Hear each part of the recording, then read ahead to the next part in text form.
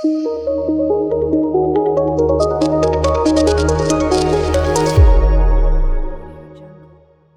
लिए परिस्थितियां सेम ही रहती हैं।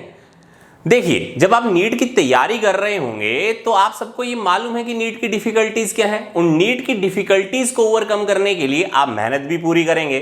तो परिस्थितियां तो सबके लिए बिल्कुल सिमिलर रहेंगी, लेकिन आपकी मनस्थिति आपकी उन परिस्थितियों की जीत का सबसे बड़ा एक तरह से डिसिप्लिन्ड कारक होगा। मैं आपको एक स्टोरी सुनाना चाहूंगा। सोनम वांगचुक के बारे में तो आपने सुना ही होगा।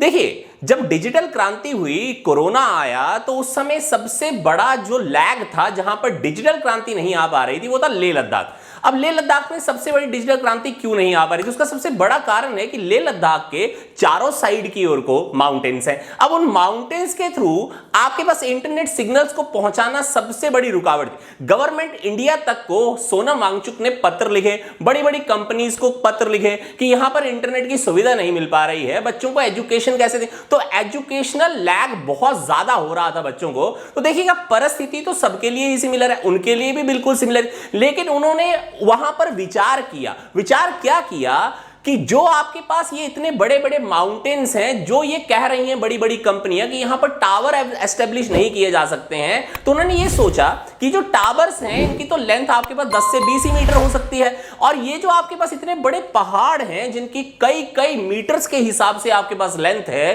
तो क्या हम इन पहाड़ों को एज एन टावर यूज नहीं कर सकते हैं? तो देखिए उन्होंने क्या किया। उन्होंने एक काम किया कि लाइफाई के बारे में बहुत बढ़िया एजुकेशनल आपके पास जो वीडियोस थे उनको देखा, वहां से एजुकेशन एक्वायर करना, क्योंकि अपने आप वो एक इंजीनियर है। उन्होंने उस इंजीनियरिंग स्किल की यूटिलाइजेशन की, क्योंकि वो मैकेनिकल इंजीनियर। उन्होंने एक ऐसे डिवाइस आपके पास इजाद की जो आपके पास, उन्होंने आपके पास वो सबसे बड़े जो माउंटेन्स हैं उनके आपके टॉप के ऊपर उसको आपके पास लगाया, लेजर बीम्स का यूज करते हुए वहां से कई किलोमीटर दूर, 20-20, 30-30 किलोमीटर दूर जो आपके पास सिग्नल जहां से आपके पास रिसीव होते थे इंटरनेट के, उन लेजर बीम्स की पेनिट्रेशन की मदद से उन सारे सिग्नल्स को एक्वायर किया और लेह लद्दाख के अंदर उन बच्चों को उस इंटरनेट सुविधा को दिया। आज की डेट में अगर आपको नहीं मालूम हो तो मैं आपको बताना चाहूंगा, इंडिया के अंदर से सबसे बढ़िया स्पीड इस समय इंटरनेट की आती है वो लेह लद्दाख में ही आती है। सोचिए, जहां पर आपके पास एक ऐसी स्थिति थी जहां पर इंटरनेट की बिल्कुल सुविधा नहीं है, वहां पर एक व्यक्ति ने सोच समझकर मनस्थिति से उस परिस्थिति को ही बदल दिया। अब आप सोचेंगे कि इतनी सी स्टोरी से आपको क्या समझना चाहिए। मैं आपको सिर्फ यह बताना चाह रहा हूं कि नीट को देते हुए सबके सब बच्चे एक ही तरह की किताबें पढ़ेंगे।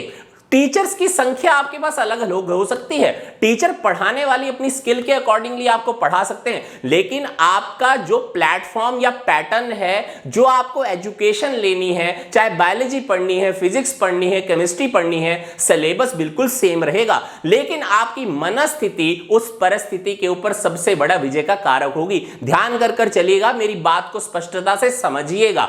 आपकी स्किल्स, आपकी मोटिवेशन, ये नहीं है कि हम मोटिवेशनल वीडियोस देखेंगे या मेरी वीडियो से प्रभावित होंगे। आप ये सोचकर चलना है कि आपको अगर नीट के अंदर एमबीबीएस की सीट एक्वायर करनी है तो सिलेबस सबके पास सिमिलर ही है। आपके ब्रेन की इंटरप्रिटेशन कितना बेटर आप उसकी यूटिलाइजेशन करेंगे, नीट में आपकी जीत का सबसे बड़ा एक कारण होगा। ध्यान कर चलिएगा, परिस्थिति सबके लिए सिमिलर है, मनस्थिति आपकी अपनी अपनी होगी। परिस्थिति पे तभी विजय होगी जब मनस्थिति अच्छी होगी। Thank you very much.